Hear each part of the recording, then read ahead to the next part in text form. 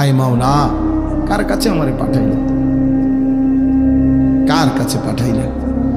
এ কেমন উম্মতের কাছে পাঠাইলেন যে তাদের নবীকে এভাবে পাথর মারে?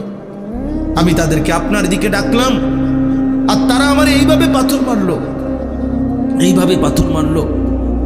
আল্লাহ নবী সাল্লাল্লাহু আলাইহি সাল্লাম বললেন, মাওলা আমারে কি কোনো অপরিচিত লোকদের কাছে পাঠাইলেন? আমার উম্মতের কাছে না, নাকি অন্যের কাছে পাঠাইলেন? আবার বললেন, মাওলা আমারে কি কোনো দুশমনের কাছে পাঠাইলেন, যাদের উপরে আমার কোনো ক্ষমতাই কার্যকর হলো না, আমার কোনো কথাই প্রভাব ফেললো না? এরকম অনেক কথা বলছেন নবীজি, লম্বা মনের আবেগ এগুলো বলছি। মজার একটা কথা শুনেন, আমার এটা বলার উদ্দেশ্য হলো শিক্ষণীয় একটা বিষয় আমাদের জন্য, যে এই কথাগুলো বলে, ওই যে আমি একটা কথা বলছি যে আমরা বলেই যাব, আল্লাহর কথা বলেই যাব, আমরা বিদআতের বিরুদ্ধে বলেই যাব, আমরা গুমরাহির বিরুদ্ধে বলেই যাব।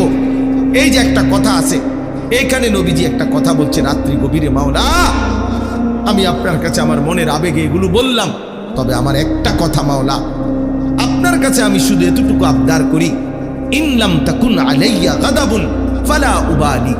এই কথাইটা নবী বলছে, আয় মাওলা শুধু এতটুকু বলেন যে আপনি আমার উপরে নারাজ হন নাই, আপনি আমার উপরে রাগ করেন নাই। যদি বলেন আপনি নারাজ না, ফালা